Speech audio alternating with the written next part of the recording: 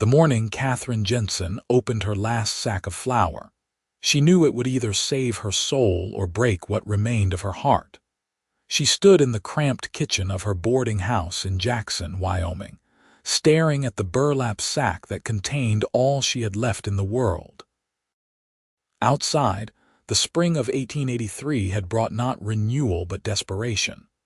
The harsh winter had depleted stores throughout the town, and the supply wagons were weeks overdue. Katherine's husband had died 2 winters past, leaving her this ramshackle building and debts that seemed to multiply like rabbits. At 24 years old, she felt ancient, worn down by grief and responsibility. The knock at her door came soft at first, then more insistent. Katherine wiped flour dust from her hands and opened it to find Martha Chen, the laundress who lived 3 streets over. The woman's face was drawn, her eyes hollow with hunger. "I hate to ask," Martha whispered, her accent still thick despite 15 years in America. "But my children, they have not eaten in 2 days." Katherine felt her throat tighten. She knew Martha's story well enough. A widow like herself, struggling to feed 4 young mouths on the meager wages she earned scrubbing other people's linens. Katherine thought of her own empty pantry, the flour that was meant to last her through the next 2 weeks until she could collect rent from her 3 remaining boarders. "Come in," Katherine said, stepping aside. She measured out 5 cups of flour into a cloth sack and handed it to Martha, whose hands trembled as she accepted it. The woman's gratitude poured out in a torrent of words, half English and half Cantonese, tears streaming down her weathered cheeks. Katherine watched her go, feeling the weight of her decision settle in her chest like a stone. That was how it started. Word traveled fast in a town as small as Jackson. By midday, there was another knock, then another. An elderly prospector who had lost everything in a claim dispute. A young mother whose husband had abandoned her. A former soldier missing his left arm, unable to find work. Katherine looked at each face, saw the desperate hunger there, and could not bring herself to turn them away. She baked bread with what remained, simple loaves that filled her small kitchen with warmth and the yeasty smell of hope. She rationed carefully, giving each person enough to survive a few more days. Her own stomach growled, but she ignored it. There would be time enough to worry about herself later. By late afternoon, the flour sack was nearly empty. Katherine measured what remained with shaking hands, perhaps 2 more loaves worth, if she was careful. She had just begun mixing the dough when she heard boots on her porch. The man who stood in her doorway looked like he had ridden through hell itself. Dust covered him from his worn hat to his scuffed boots. His face was lean and weathered, with several days of stubble shadowing his jaw. But it was his eyes that caught Katherine's attention, deep brown and startlingly kind, despite the obvious exhaustion that pulled at his features. "Madam," he said, removing his hat to reveal dark hair dampened with sweat. "I heard you might have food to spare. I can pay." He reached into his pocket, producing a few coins that glinted in the fading sunlight. Katherine looked at the coins, then at the man's face. He was young, probably close to her own age, with broad shoulders that spoke of hard work and a jawline that suggested stubbornness. There was something honest in his expression, a directness that she found both unsettling and reassuring. "Put your money away," she said quietly. "Everyone else ate for free. No reason you should be different." "I could not accept charity, madam. It's not charity if I'm offering freely." She stepped back from the door. "You're the last one. I've got just enough flour left for 1 more meal. Might as well be yours." He hesitated on the threshold, clearly torn between pride and hunger. Katherine saw the way his hand gripped his hat, the white knuckles that spoke of desperation held barely in check. Finally, he stepped inside, ducking slightly to clear the doorframe. "Name's Thomas Jameson," he said. Most folks call me Tom, Katherine Jensen. People call me Kate, though I prefer Katherine. She moved to her work table, reaching for the flour. Where are you coming from? Montana Territory. Had a small ranch up there, but the winter killed most of my herd. Sold what was left to pay off debts and headed south looking for work. He paused, watching her capable hands measure and mix. Heard there might be ranches hiring around here. There might be, Katherine said, though she knew the truth was grimmer. Jobs were scarce, and most ranchers preferred to hire men they already knew. A stranger with nothing but the clothes on his back would have a hard time finding steady work. You have family back in Montana? No, madam. Parents died of fever when I was 16. Been on my own since then. Something in his voice, a carefully controlled emptiness, made Katherine glance up. She recognized that particular brand of loneliness. It was the same one she saw in her own mirror each morning. I'm sorry, she said, meaning it. Life's hard out here. You learn to accept what comes. Thomas shifted his weight, clearly uncomfortable with sympathy. What about you? You run this boarding house alone, for 2 years now. My husband died in an accident, fell from a roof he was repairing.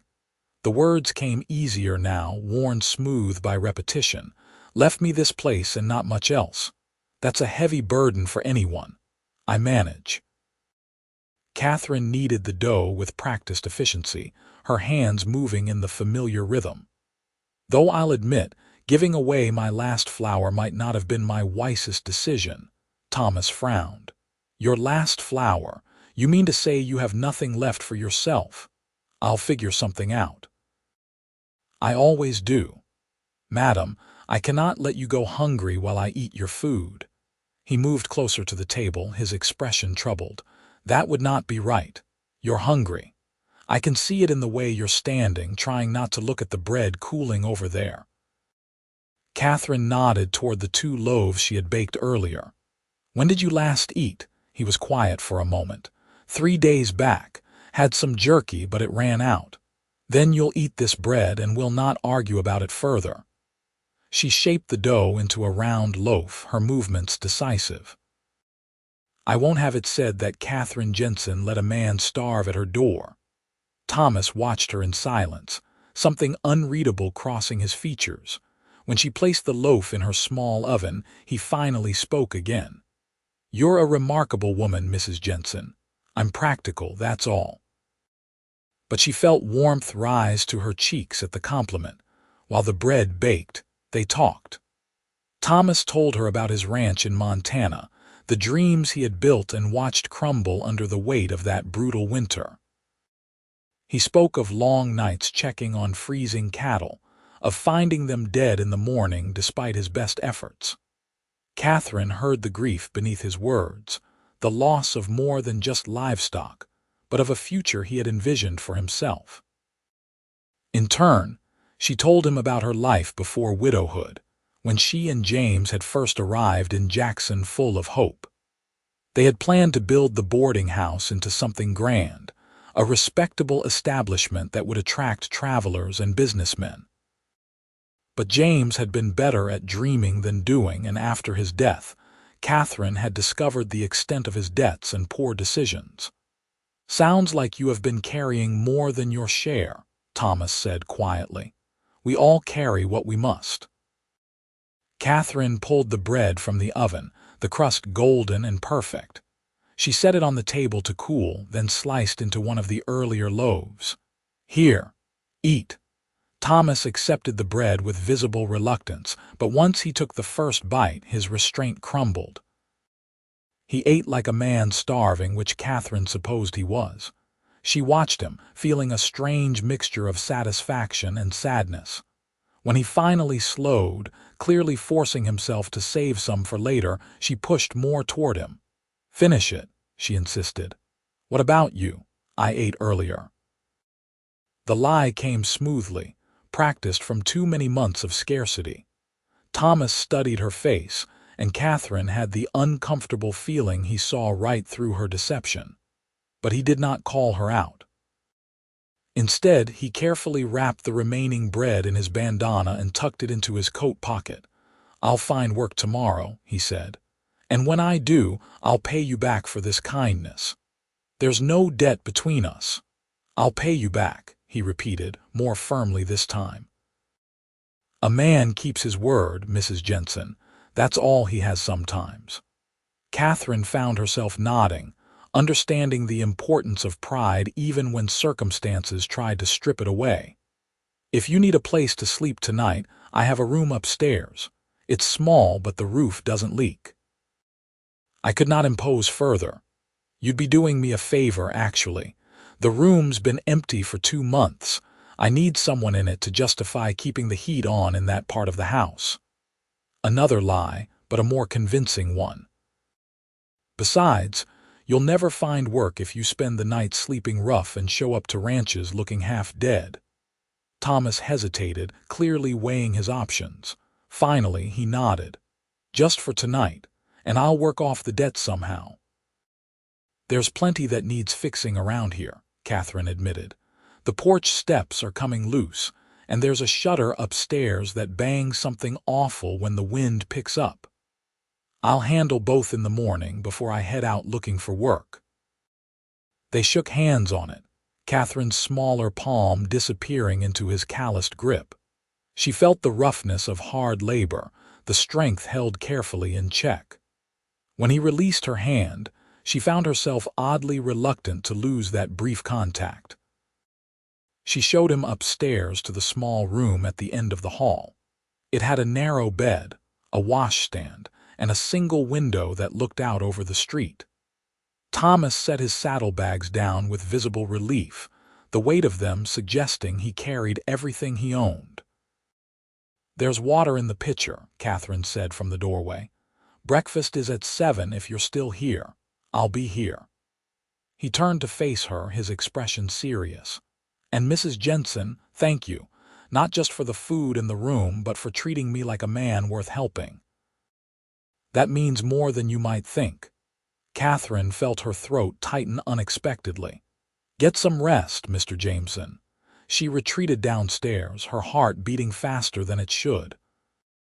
In her kitchen, she cleaned up the flour dust and tried not to think about the empty sack crumpled in the corner. She had given away everything she had, and while part of her questioned the wisdom of such recklessness, another part felt strangely at peace. That night, she lay in her own bed and listened to the sounds of the house settling. Somewhere above her, Thomas Jameson slept under her roof. A stranger she had fed from her last reserves. A man she knew nothing about beyond the earnestness in his eyes and the quiet dignity he carried despite his circumstances. She thought about the way he had looked at her, really looked, as if seeing not just a poor widow but a woman worthy of respect. James had never looked at her quite like that. Her late husband had been affectionate in his way, but always distracted, always chasing the next opportunity that would finally make their fortune. Katherine pushed the thoughts away and closed her eyes. Tomorrow would bring its own challenges. Tonight, at least, she had done something good. She had fed the hungry and perhaps in doing so had fed some hungry part of herself as well. She woke to the sound of hammering. The sun was barely up, painting the eastern sky in shades of rose and gold. Katherine dressed quickly and hurried downstairs, following the rhythmic pounding to her front porch. Thomas was already at work on the steps, his coat discarded despite the morning chill. He had somehow found tools in her small shed, and was systematically replacing the rotted boards with spare lumber he must have scavenged from somewhere. "You're up early," Katherine called out, wrapping her shawl more tightly around her shoulders. Thomas looked up, a nail clenched between his teeth. He removed it and offered her a slight smile. "Learned on the ranch that the early hours are the productive ones. Besides, I promised I would handle these repairs. I expected you to eat breakfast first. I'll earn it first." He drove the nail home with 3 solid strikes. "Found some decent wood in your shed. Looks like someone started a project and never finished it. That would be James. He was always starting projects. Katherine watched him work, admiring the efficiency of his movements. Each action was purposeful, wasting no energy. You don't have to do this, you know. You could be out looking for work. This is work, and I gave you my word. He selected another board, measuring it against the gap. Besides, a few hours here won't make much difference. Most ranchers won't even be taking on hands until later in the morning. Katherine knew he was probably right, but she still felt guilty watching him labor while she stood idle. "I'll make coffee," she said finally. "That would be appreciated, madam." In her kitchen, Katherine faced the reality of her bare cupboards. She had no coffee beans left, no tea, no flour for biscuits or bread. Water was all she could offer, and the thought made her cheeks burn with shame. A man was working for her, and she could not even provide him with a proper breakfast. She was still standing there, staring at the empty shelves, when one of her boarders appeared in the doorway. Robert Walsh was a clerk at the general store, a thin man in his 40s who kept to himself and always paid his rent on time. "Mrs. Jensen," he said, looking uncomfortable, "I could not help but overhear yesterday about you giving away your last flour. News travels fast." In a town this size, it does. He reached into his pocket and produced a small cloth bag. "I had these coffee beans set aside for myself, but I want you to have them, and there's this." He set a tin on the counter. "Lard and some cornmeal. It is not much, but I figured you might need it." Katherine stared at the offerings, feeling tears prick her eyes. "Mr. Walsh, I cannot accept this. You fed half the town yesterday from your own supplies. Let someone return the favor." He was already backing toward the door, clearly uncomfortable with gratitude. "Just consider it rent paid early." Before she could protest further, he was gone. Katherine stood alone in the kitchen, looking at the unexpected gifts. Her hands shook slightly as she reached for the coffee beans. She ground them carefully, measuring out just enough for a strong pot. The familiar aroma filled the kitchen, rich and comforting. By the time Thomas came in from his work, she had coffee ready and was frying cornmeal cakes in the lard. They were simple fare, nothing fancy, but they would fill the stomach and provide energy for the day ahead. "That smells like heaven," Thomas said, washing his hands in the basin by the door. "One of my boarders contributed supplies. Apparently, word got around about yesterday." Katherine flipped the cakes, watching them turn golden. "I hope you like cornmeal." "Madam, after 3 days with nothing, I would be grateful for shoe leather." She served them both at her small kitchen table, the morning light streaming through the window. Thomas ate with better manners than the night before, clearly trying to pace himself now that the edge had been taken off his hunger. Katherine picked at her own food, her stomach still uncertain after going so long without much to eat. "The steps are finished," Thomas said between bites. "I'll tackle that shutter next if you show me which one it is. You have done enough. You should go look for work. The morning's still young." He drained his coffee cup, sighing with satisfaction. "Besides, I make a deal, I see it through." Katherine found herself smiling despite her worries. There was something deeply reassuring about Thomas's steadfastness, his determination to honor his word even in small things. It spoke of a character that had been forged in hardship but not broken by it. She showed him the troublesome shutter on the second floor. While he worked, she tackled her own chores, changing linens in the occupied rooms and sweeping the hallways.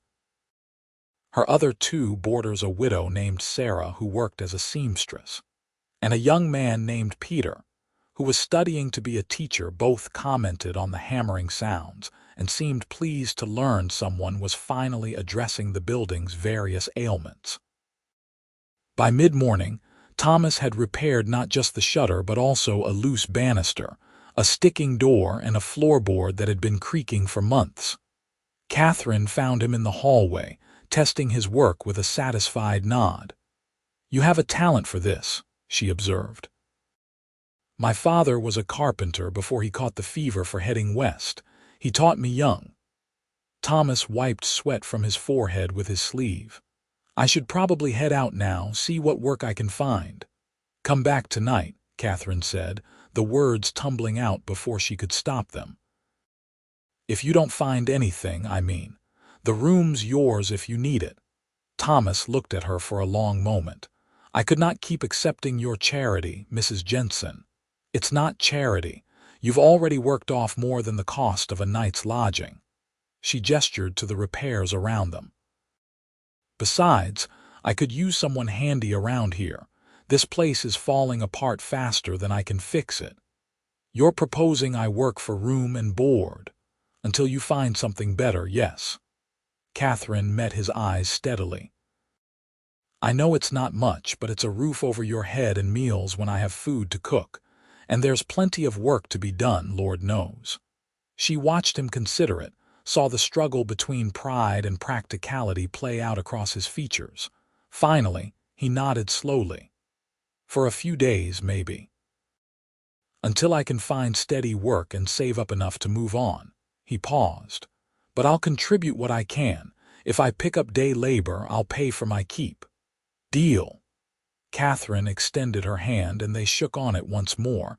Thomas left to make his rounds of the local ranches and businesses. Katherine spent the afternoon trying to figure out how she was going to feed another mouth when her own cupboards were nearly bare. She had a little money set aside for emergencies, enough to buy a few basic supplies, but it would not last long. She was contemplating a trip to the general store when Martha Chen appeared at her door again, this time with a basket covered in cloth. "For you," Martha said, pressing the basket into Katherine's hands. "You gave us flour. We made dumplings. Now we share." The basket contained 24 dumplings, still warm and fragrant with ginger and pork. Katherine's eyes welled up as she accepted them. "Thank you," she whispered. "You have good heart," Martha said firmly. Good hearts should not go hungry. After Martha left, others came. The prospector brought wild onions he had gathered. The young mother contributed a jar of preserves. The one armed soldier arrived with a rabbit he had snared. Each person brought what they could, small offerings that together added up to abundance. By the time Thomas returned that evening, footsore and discouraged, Katherine had a proper meal waiting. Rabbit stew thick with onions, dumplings on the side, and bread made from flour that Sarah the seamstress had contributed from her own supplies. "No luck?" Katherine asked, seeing his expression. "Everyone says to come back in a few weeks when they know better what their needs will be." Thomas sank into a chair at the kitchen table, exhaustion evident in every line of his body. "Seems like half the territory is looking for work right now." "Then it's good you have a place to stay while you keep looking." Katherine ladled stew into a bowl and set it before him. "Eat. Tomorrow's another day." Thomas stared at the meal, then up at her face. "Where did all this come from? I thought you had nothing left."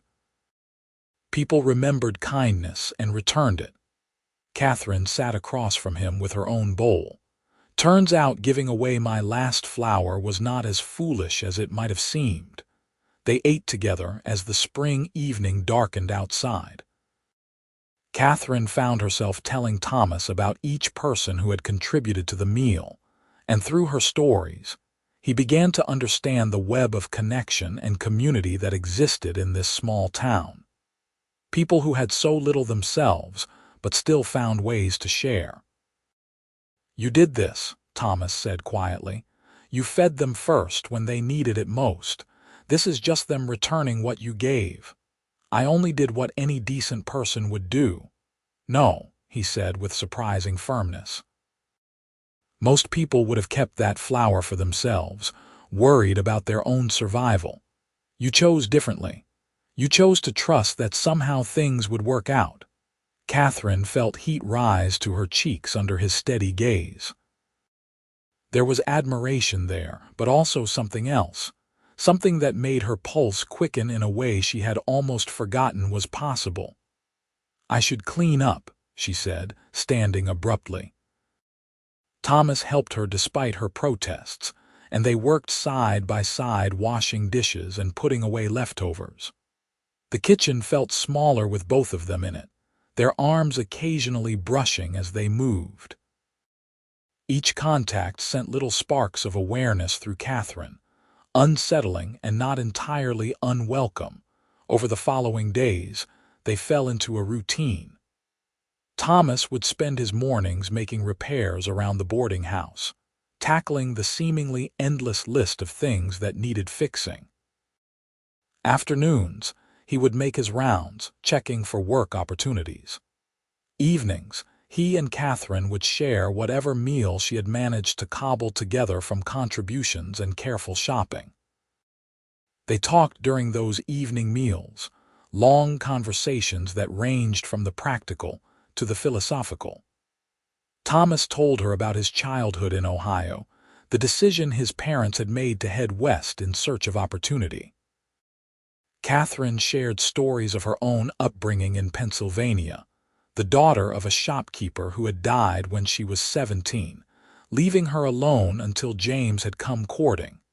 "Did you love him?" Thomas asked one night, the question coming unexpectedly in the middle of a discussion about nothing in particular. Katherine considered her answer carefully. "I cared for him. He was kind in his way, but love," she shook her head slowly. "I was 17 and alone. He offered security, or at least the promise of it. I was grateful and I tried to be a good wife, but I am not sure either of us really understood what love was supposed to be." Thomas nodded, understanding in his eyes. "I almost married once. Girl back in Montana, daughter of a neighboring rancher. But when the hard times came, she made it clear she had signed on for prosperity, not poverty. She married a banker instead. I'm sorry. I'm not. Better to know before the vows are said." He paused, turning his coffee cup in his hands. "I want something real when I marry. Not just convenience or security, but something that will last through the hard times. That's a rare thing to find. Maybe. But I would rather be alone than settle for less." Katherine found herself thinking about those words long after she had retired to her room that night. She lay in bed, listening to the familiar sounds of the house, and wondered what it would be like to be loved that way. Fully, completely, through good times and bad. 2 weeks passed. Thomas still had not found steady work, though he picked up odd jobs here and there that brought in a few coins. He insisted on contributing what he earned to the household expenses, and Katherine found herself looking forward to his presence in ways that both thrilled and frightened her. He was nothing like James. Where her late husband had been all talk and grand plans, Thomas was quiet action and steady competence. He fixed what was broken, built what was needed, and never promised more than he could deliver. And when he looked at Katherine, really looked at her, she felt seen in a way that made her breath catch. She knew she was developing feelings for him, dangerous feelings that could lead nowhere good. He would find work eventually and move on. That was the way of things. Men like Thomas did not stay in one place long, especially when that place offered them nothing but charity.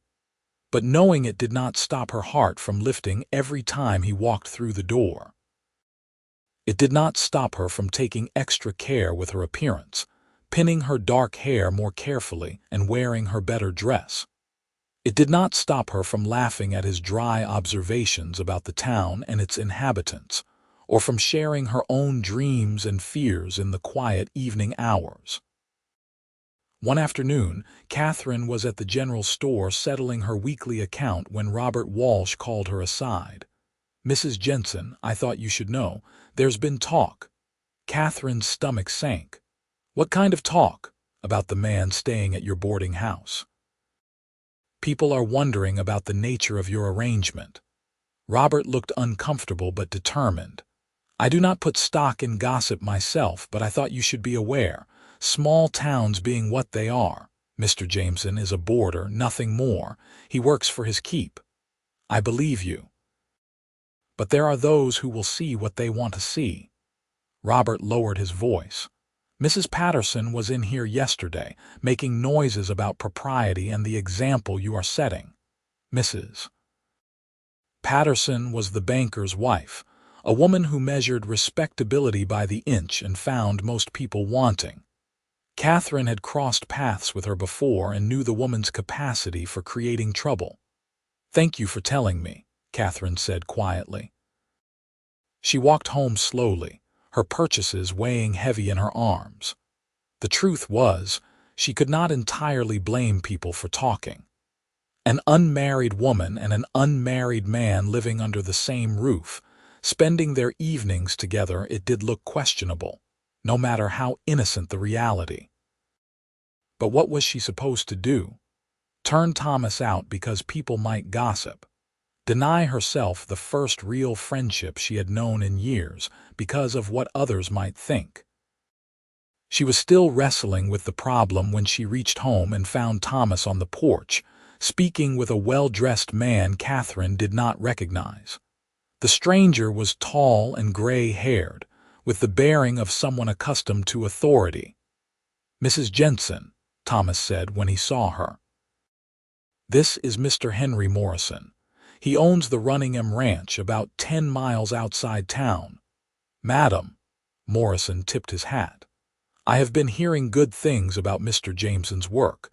Several people in town have recommended him to me." Katherine's heart sank even as she smiled politely.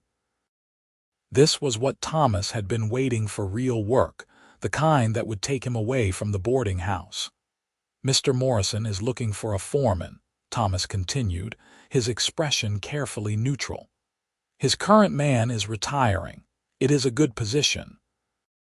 Steady work, decent pay, a cabin on the property." "That sounds like an excellent opportunity," Katherine heard herself say. "I wanted to see the place first before making any commitments," Thomas said. "Mr. Morrison has invited me to ride out tomorrow and look over the operation." "You should go." Katherine shifted her packages, suddenly desperate to be inside, away from this conversation. "If you will excuse me, gentlemen." She fled into the house, her composure crumbling the moment the door closed behind her. This was what she had known would happen. Thomas would find work and leave, and she would be alone again. It was the natural order of things. She had no right to feel this crushing sense of loss, but she felt it anyway. That evening, Thomas tried to draw her into their usual conversation, but Katherine kept her responses brief, building walls between them that had not existed before. She saw the confusion in his eyes, the hurt he tried to hide, but she could not seem to stop herself. Better to start the separation now before it became any harder. "Have I done something to offend you?"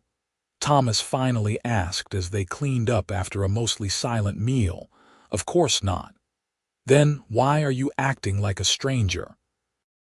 Katherine set down the plate she was drying with more force than necessary. "You are leaving. What difference does it make? I have not accepted the position yet. But you will. You would be a fool not to."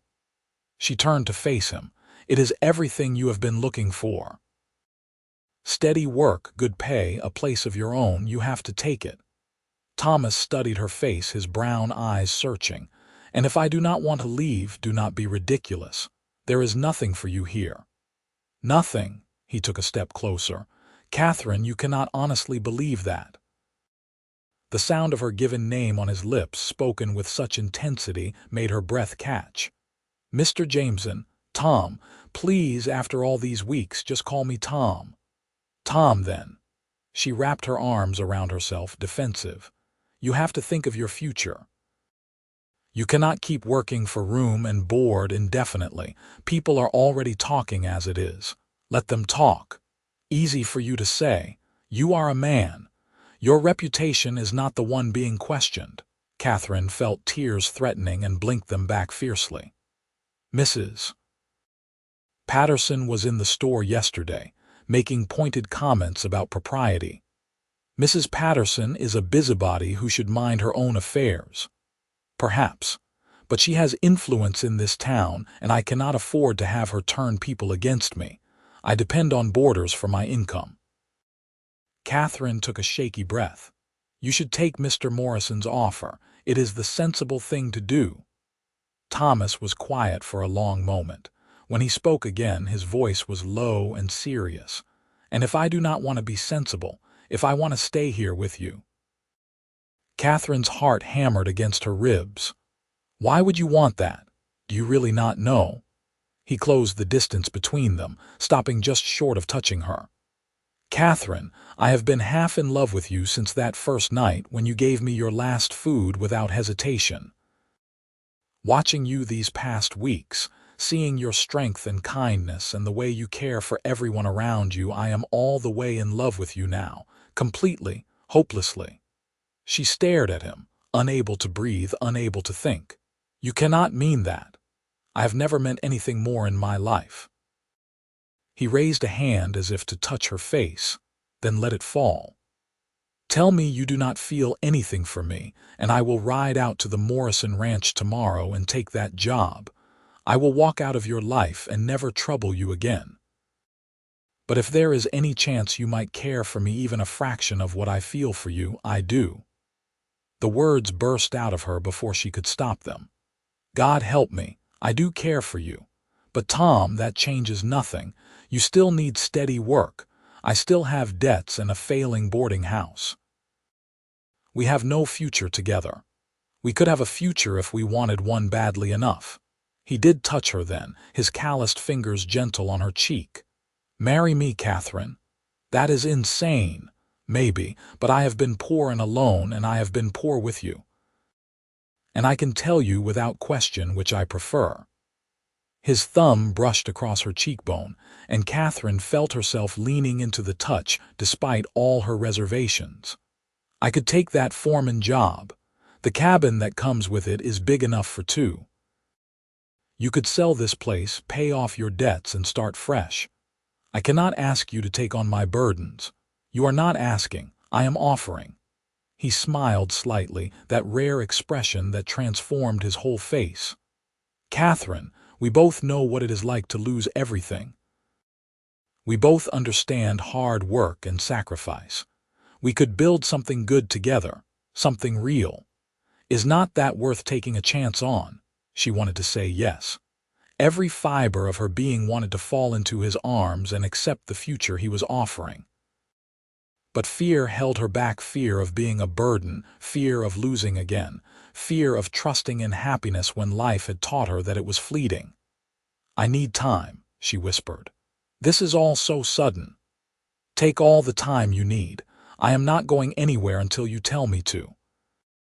He pressed a kiss to her forehead, achingly gentle. But while you are thinking, consider this. I have spent my whole life playing it safe, doing the sensible thing. And where has it gotten me? I lost my ranch anyway. The only thing I have not lost is this, what I feel when I am with you. That seems worth holding on to. He left her standing in the kitchen, her thoughts in turmoil. Katherine touched her forehead where his lips had been, feeling the warmth there like a brand. She did not sleep that night. Instead, she lay in the darkness and forced herself to think clearly, past the emotion and fear. The practical reality was that she could not keep the boarding house afloat much longer. Her debts were mounting, and the building needed more repairs than she could afford. Selling it would at least give her enough to start over without the weight of James's poor decisions dragging her down. And Thomas, he was offering her more than just escape. He was offering partnership, respect, the kind of relationship she had never had with James. He saw her clearly, knew her circumstances, and wanted her anyway. The question was not whether she wanted to say yes. The question was whether she was brave enough to reach for happiness when it presented itself. Morning came with no answers, only more questions.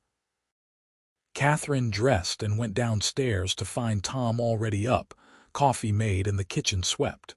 He looked at her with such hope in his eyes that she felt her resolve crumbling. "I am going to ride out to the Morrison place this morning," he said. "Talk to him about the job, see the cabin. But before I go, I want you to know whatever you decide, I will respect it. I will not pressure you or make things difficult. I just had to tell you how I felt. I know." Katherine poured herself coffee with hands that shook slightly. "And I appreciate that." He nodded and stood, reaching for his hat. Then, on impulse, he crossed to where she stood and cupped her face in both hands. "One more thing, just so you have all the information you need to make your decision." He kissed her then, not the chaste brush of lips to forehead from the night before, but a real kiss, deep and searching. Katherine gasped against his mouth and then melted into it, her hands fisting in his shirt as she kissed him back with all the longing she had been trying to deny. When they finally broke apart, both breathing hard, Tom rested his forehead against hers. "That is what I am offering, Katherine, not just practical partnership, but this, us, everything we could be together." He pulled back, his eyes dark with emotion. "Think about it." Then he was gone, leaving her alone in the kitchen with her heart pounding and her lips still tingling from his kiss. Katherine spent the day in a daze, going through her chores mechanically while her mind spun in circles. She scrubbed floors and changed linens and prepared meals, but she could not stop thinking about Tom, about the way he had looked at her, the feel of his hands on her face, the taste of his kiss. She thought about all the reasons she should say no, the scandal of such a quick remarriage, the risk of trusting someone new, the fear that she was being impractical, letting emotion override good sense. But she also thought about the alternative, continuing alone, watching her boarding house slowly fall apart around her, scraping by month after month with no real future ahead. And worse, letting Tom walk out of her life and spending the rest of her days wondering what might have been. By the time evening came and Tom returned from the Morrison ranch, Katherine had made her decision. She met him at the door, taking in his wind-blown appearance and uncertain expression. He started to speak, but she held up a hand to stop him. "Yes," she said simply, his eyes widened. "Yes, yes, I will marry you. Yes, I will sell this place and start over. Yes to all of it." Katherine felt tears streaming down her face, but she was smiling. "I have spent 2 years being cautious and practical and doing the sensible thing, and it has gotten me nowhere. Maybe it is time to be impractical. Maybe it is time to believe in something good." Tom let out a whoop of joy and caught her up in his arms, spinning her around in the hallway. Katherine laughed, clutching his shoulders, feeling lighter than she had in years. When he set her down, he kissed her again, and this time there was promise in it, a commitment to the future they would build together. "I talked to Morrison," Tom said when they finally came up for air. "The job is mine if I want it. The cabin is small but sound. We could make it comfortable." "We will make it a home," Katherine corrected. "A home," he repeated, as if trying out the word. Then he grinned, that rare, full smile that made him look years younger. "We should probably talk to the Reverend. Make this official before the whole town really does have something to gossip about." They were married 3 weeks later in a simple ceremony at the small church in Jackson. Katherine wore a blue dress that Sarah the seamstress had helped her make over from one of her better gowns. Tom wore his only suit, brushed clean and pressed as well as he could manage. The ceremony was small, but nearly half the town showed up. All the people Katherine had fed from her last sack of flour came, along with her boarders and various townspeople who had heard the story and wanted to wish them well. Even Mrs. Patterson attended, though she sat in the back and looked vaguely disapproving throughout. Martha Chen cried happy tears and pressed a small jade pendant into Katherine's hands. "For luck," she said, "for long marriage and many children." After the ceremony, there was a celebration at the boarding house. People brought food and music, and for a few hours the shabby building was filled with laughter and joy. Katherine stood beside her new husband and felt overwhelmed by the goodness of it all. "Happy?" Tom asked, his arm around her waist. "Terrified," she admitted. "But yes, happy too." "Good." He pressed a kiss to her temple.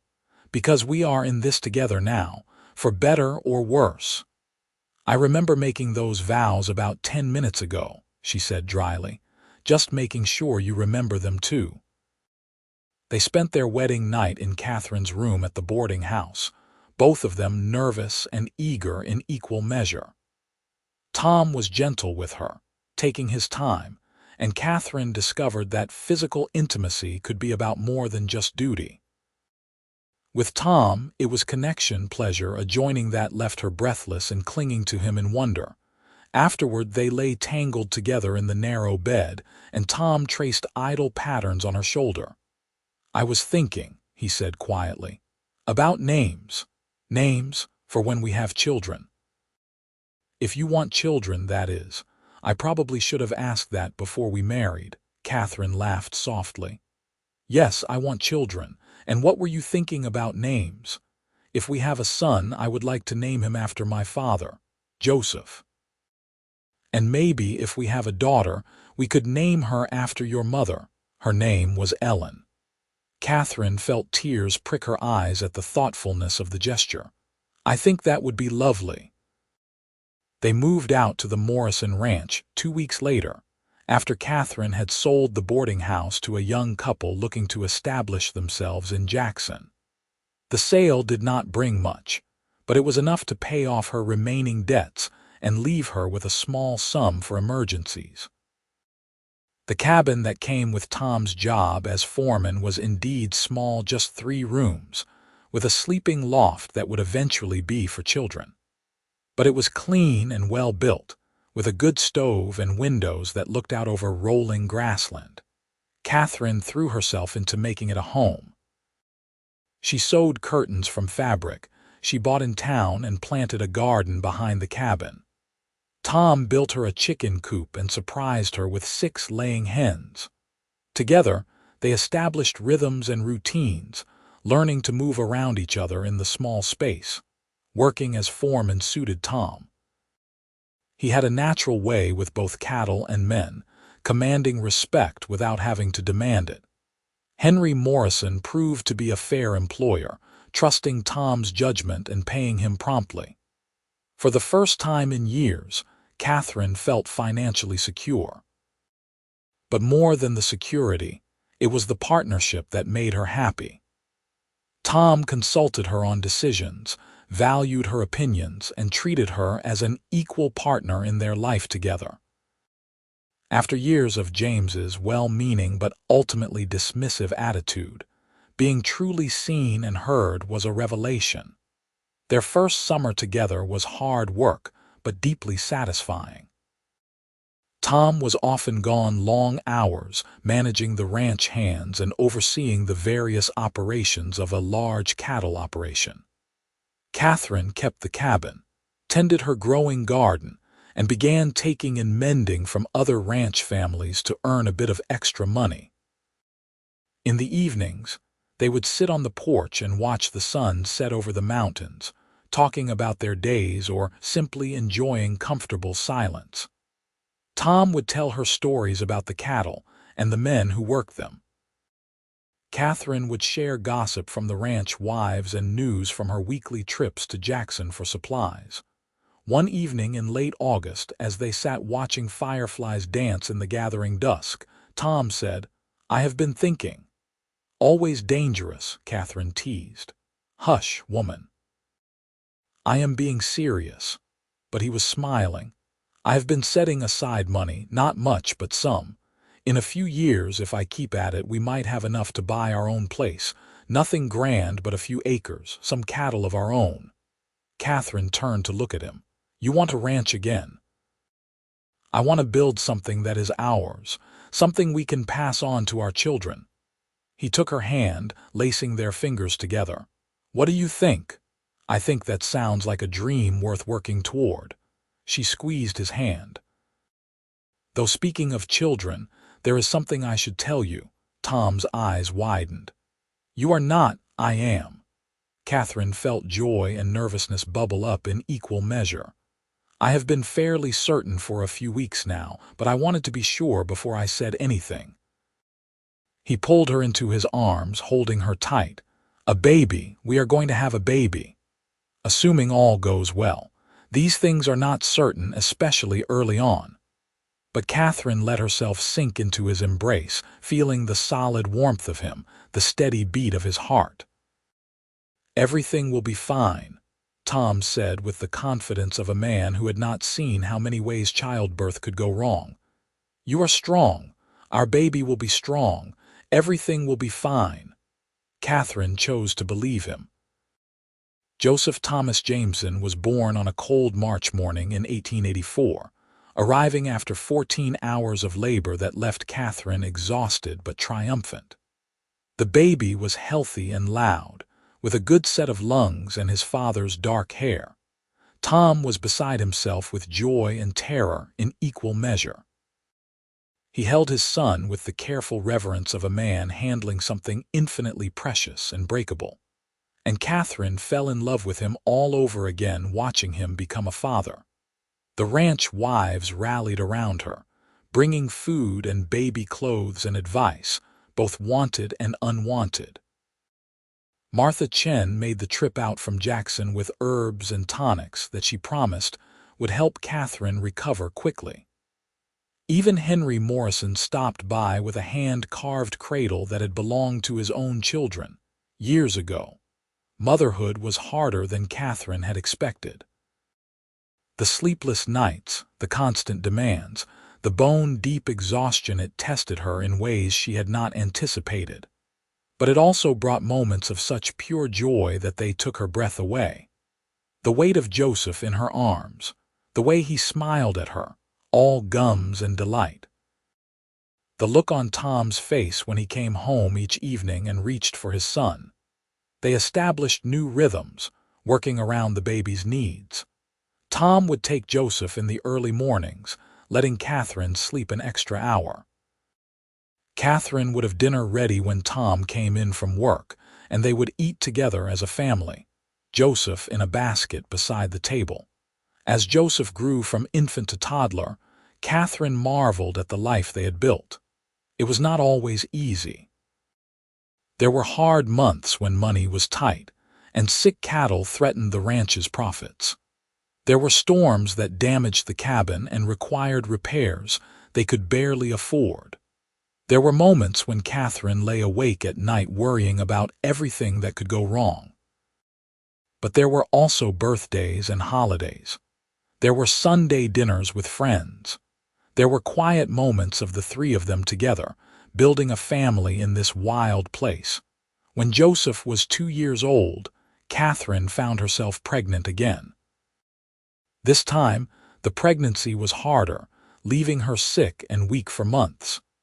Tom hovered anxiously, trying to do everything for both her and Joseph. Henry Morrison kindly gave him extra help so he could spend more time at home. Katherine Jensen arrived in November of 1886, smaller than her brother had been but just as healthy. Katherine cried when she held her daughter for the first time, thinking about her own mother who had died too young to meet her grandchildren. She has your eyes, Tom said, looking down at them both with such love that Katherine's heart ached. Poor child, Katherine joked weakly. Hush. She is perfect. They both are. With 2 children, the cabin felt much smaller.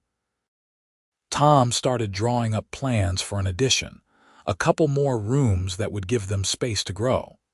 Katherine knew they could not afford it yet, but she appreciated that he was thinking ahead. The years passed in a blur of work and children and small joys. Joseph grew into a sturdy boy who followed his father everywhere, asking endless questions about cattle and horses. Ellen was quieter but just as determined, with a stubborn streak that reminded everyone who knew Katherine of her own character. In 1888, Tom was offered a partnership in the Morrison Ranch. Henry's health was failing, and he had no children of his own to pass the operation to. He proposed that Tom could buy into the ranch gradually, with the understanding that eventually it would be his to run entirely. It was the opportunity of a lifetime. Tom came home with the news and laid it all out for Katherine, wanting her input before making any decision. It would mean long hours, he said. More responsibility, more risk too. If the ranch fails, we fail with it. Katherine thought about the woman she had been 5 years ago, standing in her kitchen with her last sack of flour, terrified but determined to do good. She thought about how far they had come since then, the life they had built through hard work and faith and love. "We take the risk," she said firmly. "We have been playing it safe long enough. Time to reach for something bigger." Tom grinned and kissed her soundly. "I was hoping you would say that." The partnership changed their lives. Tom worked harder than ever, but he was building something for their family. Katherine managed the ranch accounts, proving to have a head for numbers that surprised both her and Henry. Together, they slowly transformed the operation, modernizing systems and improving the herd. It was not always smooth. There were setbacks and disappointments. A harsh winter in 1889 killed several head of cattle. A drought in 1890 tested everyone's patience and resources, but they weathered each challenge together, supporting each other through the hard times. When Henry Morrison died in 1891, he left the ranch entirely to Tom and Katherine in his will. Tom wept when he heard the news, grieving the man who had taken a chance on him and become something of a father figure. "He believed in us," Tom said that night, holding Katherine close. "When no one else did, he believed in us." "We will honor that belief," Katherine promised. "We will make this ranch everything he dreamed it could be." They renamed it the 2J Ranch for Jameson and Jensen, honoring both their names and their partnership. Katherine had a sign made and hung it over the entrance, feeling a sense of pride and accomplishment that still sometimes surprised her. Joseph was 8 now, old enough to help with small chores around the ranch. Ellen was 6, learning to read and showing an unexpected talent for handling the horses. Katherine looked at her children and saw the future stretching out before them, full of possibility. In 1893, Katherine gave birth again, this time to twin boys they named Henry and James, after Henry Morrison and Katherine's late husband. Tom joked that 4 children would certainly keep them young, even as he looked slightly panicked at the idea of twins. The cabin was truly bursting at the seams now. Tom made good on his plans for an addition, building 2 more bedrooms and a larger main room. Katherine finally had space for a proper kitchen table where they could all eat together. Life settled into a comfortable rhythm. The ranch prospered under Tom's management, growing year by year. Katherine managed the household and the accounts, raised the children, and found time to maintain friendships with the ranch families and the people in Jackson. She sometimes thought back to that day when she had given away her last flour, wondering what would have happened if she had made a different choice. If she had hoarded her supplies, would she have survived? Probably. But she would not have met Tom. Would not have built this life, this family, this future. Generosity had been its own reward, but it had also been the key to everything that came after. One evening in the summer of 1895, Katherine stood on the porch of their expanded cabin, watching the sun set in glorious shades of orange and pink. Tom came up behind her, sliding his arms around her waist and resting his chin on her shoulder. "What are you thinking about?" he asked. "Everything." "Nothing, how lucky we are," she leaned back against him. "Do you ever think about that first night, when you showed up at my door, the last person in line, all the time?" He tightened his arms around her. "Best knock on a door I ever made." I almost turned you away, you know. I was down to the very last of the flour, and I thought about keeping it for myself." "What changed your mind?" Katherine considered the question. "You looked at me and really saw me, not just a desperate widow, but a person, someone worth being honest with." She turned in his arms to face him. "And I realized that hoarding the last bit was not going to save me anyway. Might as well do some good with it." "Thank God you did." Tom kissed her forehead, then her nose, then her lips. "Though I am fairly certain I am the one who got the better end of that bargain." "We both won," Katherine corrected. "That is what makes it perfect." The children came tumbling out of the house then, the twins chasing each other while Joseph tried to maintain order and Ellen laughed at all of them. Tom and Katherine separated to wrangle their offspring, working together with the practiced ease of long partnership. Later, after the children were finally asleep and the house was quiet, Tom and Katherine sat together on the porch swing he had built last summer. Stars glittered overhead, and somewhere in the distance a coyote howled. "I love you," Tom said quietly. "In case I have not said it today, you have, but I never get tired of hearing it." Katherine took his hand. "I love you too, more than I can say." They sat in comfortable silence, listening to the night sounds and feeling the gentle movement of the swing. Katherine thought about all the years behind them and all the years still to come. There would be challenges ahead, certainly. Children to raise, a ranch to run, the endless uncertainties of life in this wild place. But they would face it all together, just as they had faced everything else. Partners in every sense of the word, building a life on foundations of trust and respect and love. The hungry cowboy who had been last in line had become her first choice, her best choice, her only choice. And Katherine Jameson, who had once given away her last sack of flour in an act of desperate faith, had received back more than she could ever have imagined. Years continued to unfold, each one adding new layers to their story. Joseph grew into a strong young man who loved the ranch as much as his father did. He was 17 now, already talking about taking on more responsibility, about the future of the 2J Ranch. Ellen, at 15, had become an accomplished rider and showed a gift for training horses that surprised everyone. She worked with the ranch horses in the mornings before her lessons, coaxing even the most stubborn animals into cooperation. The twins, Henry and James, were 10 years old and inseparable. They had their mother's dark hair and their father's brown eyes, and between them, they got into more mischief than Katherine thought possible. But they were good boys, kind-hearted and hard-working when the situation called for it. In 1897, as Katherine approached her 39th birthday, she found herself reflecting on the fullness of her life.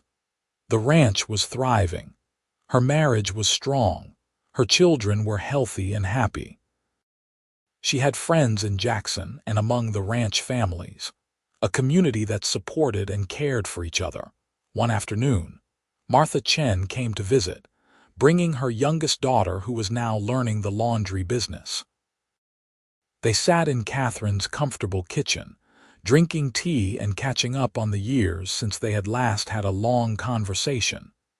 "You have done well for yourself," Martha said, looking around at the well-appointed kitchen with its modern stove and ample storage. "Better than anyone could have expected." "I was lucky," Katherine said. "Luck," Martha shook her head. "Luck is what you make it. You chose kindness when you had nothing. You chose love when it would have been safer to stay alone. Those were not lucky choices. Those were brave ones." Katherine felt tears prick her eyes. "Thank you for saying that. I tell the truth." Martha reached across the table to squeeze Katherine's hand.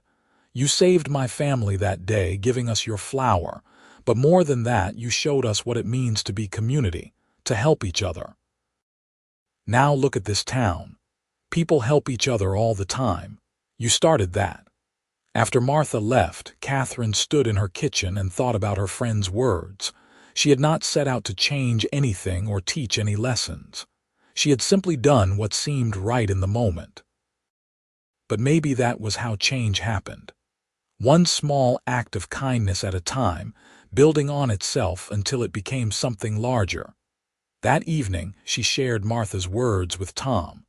They were sitting on the porch, watching Joseph work with one of the young horses in the corral. "She is right, you know," Tom said. "You did change things. Changed me, certainly." "I did not change you. You were already the man you are when we met. Maybe, but you gave me a reason to be my best self.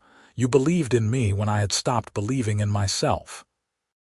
He took her hand, his thumb tracing familiar patterns on her skin. "Everything good in my life started the day I knocked on your door." "Everything good in my life started when I decided to open it," Katherine countered. Joseph came jogging over, breathless and grinning. "Did you see that? 3 circles around the corral, and she did not fight me once." "I saw," Tom said with obvious pride. "You have a gift, son, just like your mother does for numbers and your sister does for training." "Speaking of Ellen," Joseph said, "she wants to know if she can go into Jackson tomorrow with the supply wagon. Some horse trader is passing through, and she wants to see his stock." Tom and Katherine exchanged glances. Ellen was growing up fast, and soon there would be young men calling. The thought made Katherine's heart clench, even as she knew it was the natural order of things. "She can go if her chores are done," Katherine said. "And if she takes you with her," Joseph groaned. "Mother, I am not a nursemaid." "No, you are her older brother."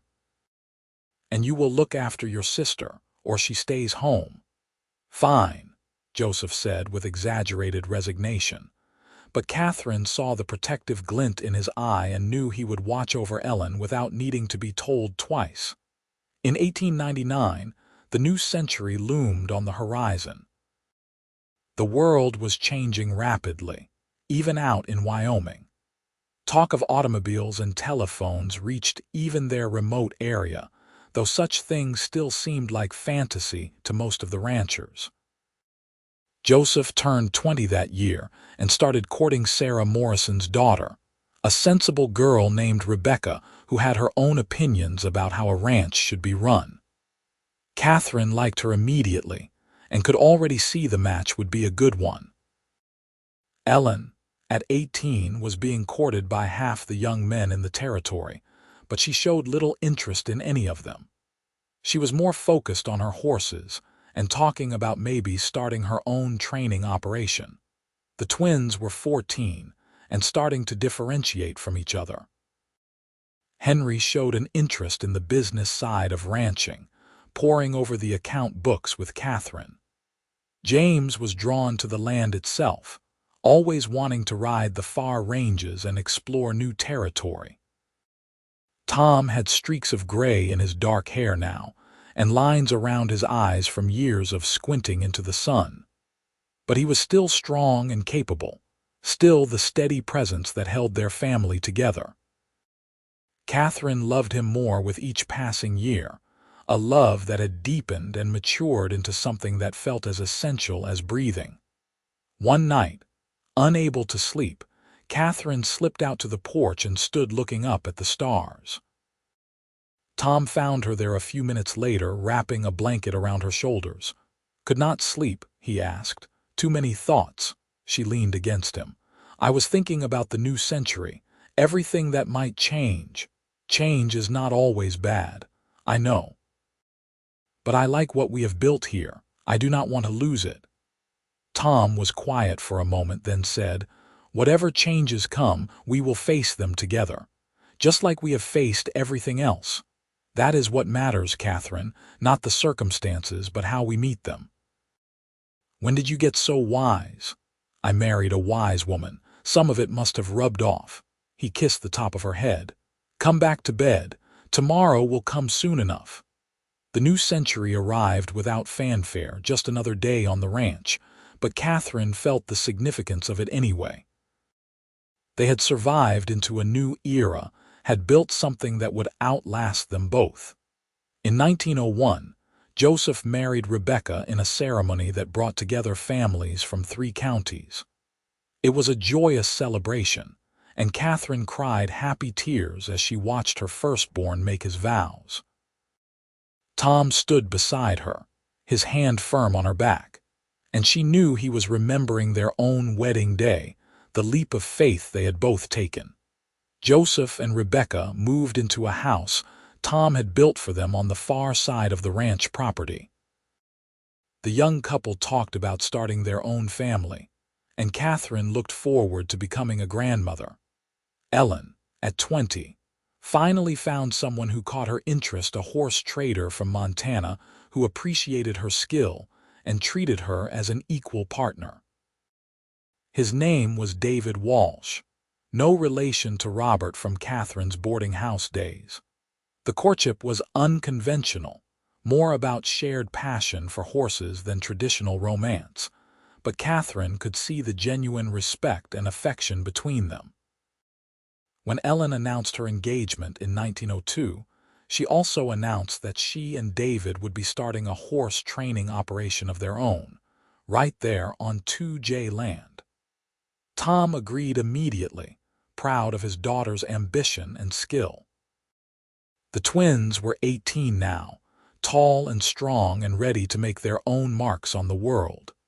Henry wanted to study business, talking about going to Cheyenne for education. James wanted to expand the ranch, to buy more land and increase the herd.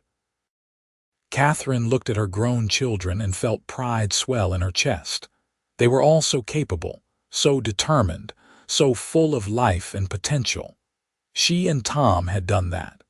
They had raised these amazing people who would carry on after they were gone.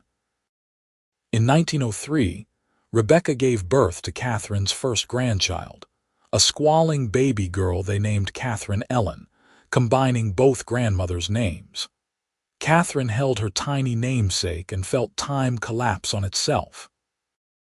She remembered being young and desperate, remembered the weight of Joseph in her arms for the first time, remembered all the moments that had led to this one. "What are you thinking?" Tom asked, watching her with the baby. "That life is strange and wonderful and so much bigger than we expect it to be." Katherine traced her finger over the baby's soft cheek. 20 years ago, I was alone and nearly destitute. Now look at all of this. Our children, our grandchild, this ranch, this life. How did we get here?" "One day at a time," Tom said. "One choice at a time. One act of kindness that started it all." Ellen married David that summer in a ceremony held right there on the ranch, under the big cottonwood tree by the creek. It was a beautiful day, with wildflowers in bloom and the mountains standing proud in the distance. Katherine watched her daughter dance with her new husband and thought about all the dreams that had come true. Henry left for Cheyenne in the fall to pursue his education. It was hard to let him go, but Katherine knew it was necessary. The world was changing, and their children needed to be prepared for it.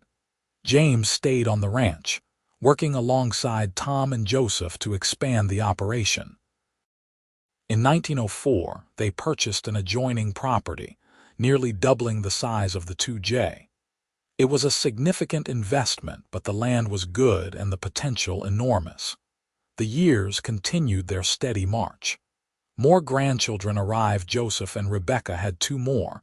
Ellen and David had 3. The ranch prospered, growing into one of the largest operations in the territory. Henry returned from Cheyenne with his education and new ideas about ranch management that modernized their operation even further.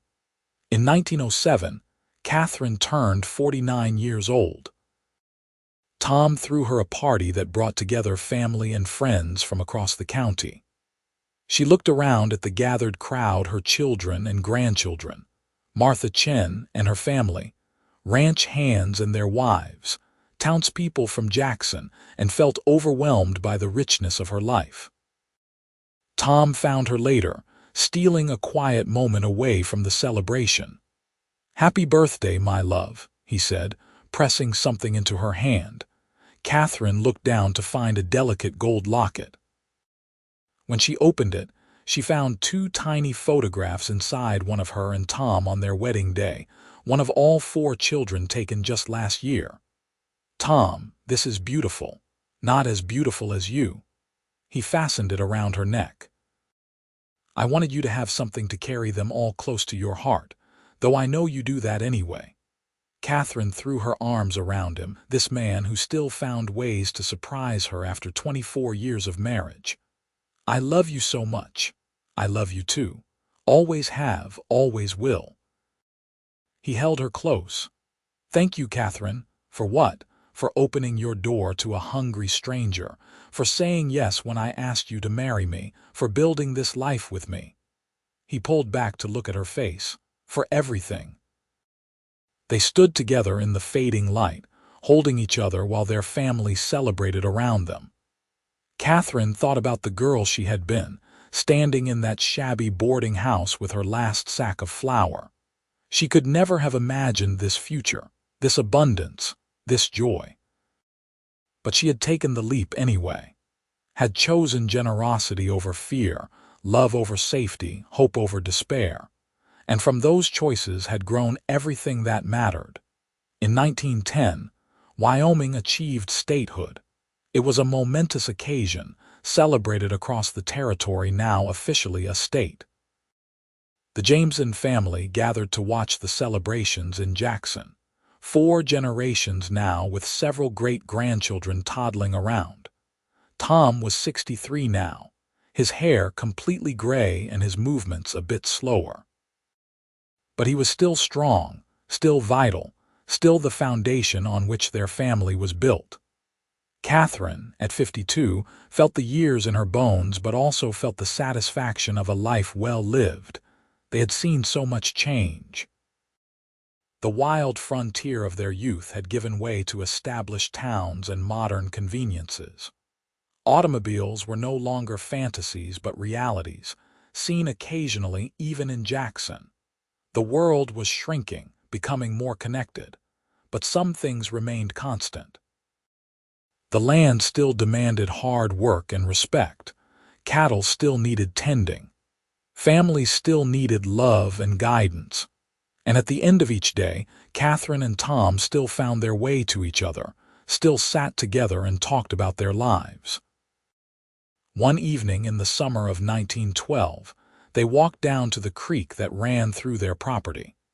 It was a walk they had made countless times over the years, a favorite spot where they could talk and think and simply be together. "You have any regrets?" Tom asked as they sat on the bank, watching the water flow past. Katherine considered the question seriously. "Small ones, maybe. Things I wish I had said or done differently in the moment, but nothing major. How could I regret anything when it all led here? I feel the same." Tom picked up a smooth stone and turned it over in his hands. "Sometimes I think about that winter in Montana, losing my ranch, losing everything I had worked for. At the time it felt like the end of the world. But it was actually the beginning." "Exactly." He tossed the stone into the creek, watching the ripples spread. "If I had not lost everything, I never would have come to Jackson, never would have knocked on your door that day." "Everything happens for a reason," Katherine said. "Or maybe we make the reasons by how we respond to what happens." "That sounds like something you would say." Tom smiled at her. "My wise wife, your old wife, my beautiful, wise, eternally young wife," he corrected. "Who I love more today than I did yesterday and less than I will tomorrow," Katherine laughed. "That is terribly corny, but true." He took her hand. Every word of it true. They sat together until the sun set, painting the sky in brilliant colors. Then they walked back to the house hand in hand, still partners after all these years, still choosing each other every single day. Joseph took over most of the day-to-day management of the ranch in 1914, giving Tom more time to rest and enjoy his grandchildren. It was a gradual transition, done with love and respect on both sides. Tom still had opinions and offered advice, but he trusted his son to make the right decisions. Katherine spent her days managing the household, which had grown to include frequent visits from various grandchildren who came to stay with Grandma and Grandpa. She taught them to bake bread, passing on skills and stories, creating memories that would last long after she was gone. Ellen's horse training operation had become renowned throughout the state. People came from hundreds of miles away to buy horses she had trained or to learn her methods. Katherine watched her daughter with pride, seeing in Ellen the same determination and capability that had carried Katherine through her own hard times. Henry's business acumen had transformed the ranch's financial operations. They were profitable and stable, with investments and diversification that ensured the family's future security. James had expanded their land holdings even further, always with an eye toward sustainability and good stewardship. Katherine looked at what her children had accomplished and knew that the legacy she and Tom would leave was secure. The 2J Ranch would continue long after they were gone, a testament to what could be built through hard work and love. In 1916, as the world was consumed by war in Europe, the Jamesons gathered for a family photograph. All 4 children, their spouses, 12 grandchildren, and 3 great-grandchildren crammed together in front of the ranch house. Katherine stood in the center with Tom, surrounded by the family they had created. The photographer counted down, and everyone smiled. The flash went off, capturing that moment in time. Katherine held onto Tom's hand and thought about how far they had come from that first meeting. 2 desperate people who had found hope in each other. That night, after everyone had left and the house was quiet again, Katherine found the photograph from their wedding day. She looked at the young couple captured there, so full of hope and fear and determination. They had been through so much since then, had built so much, overcome so much, loved so much. "What are you looking at?" Tom asked, coming to stand beside her. "Us, then and now." She showed him the old photograph. "We were so young, we were." He studied the image. "But I think we have aged well, do not you? We have aged together. That is what matters." Katherine set the photograph down and turned to face him. "Tom, if you had it all to do over again, would you change anything?" "Not a single thing." He cupped her face in his hands, the gesture as familiar now as breathing. "Every moment with you has been exactly what I needed, even the hard ones. Especially the hard ones, maybe. They taught us who we really were." "I love you," Katherine said. "I know I tell you all the time, but I need you to know you are the best decision I ever made." "We were the best decision we ever made," Tom corrected. "Together, Katherine, always together." They held each other in the quiet house. 2 people who had started with nothing but each other and had built an empire of love and family. Outside, the Wyoming wind whispered through the grass, and somewhere a coyote called to the moon. The land endured as it always had, as it always would. And on the 2J Ranch, Katherine and Tom Jameson endured with it, their love a steady flame that had burned bright for over 3 decades and showed no signs of dimming. They had fed each other's souls with kindness and respect, had nourished each other through hardship and joy, and had created something beautiful and lasting. The hungry cowboy who had been last in line had found a home. The generous woman who had given her last had received abundantly. And together, they had written a love story for the ages, set against the wild backdrop of the American West, built on foundations of compassion and sustained by unwavering commitment. Their story would be told for generations of how Katherine Jensen had fed every stranger from her last sack of flour, and how the hungry cowboy who was last in line had become her greatest blessing. It was a tale of faith rewarded, of kindness returned tenfold, of love that transformed two struggling individuals into a force that shaped a family, a ranch, and a community. As they finally went to bed that night, Tom whispered one more time, "Thank you for opening your door." And Katherine, snuggling into his arms in the bed they had shared for so many years, whispered back, "Thank you for knocking." It was enough. It had always been enough, and it always would be.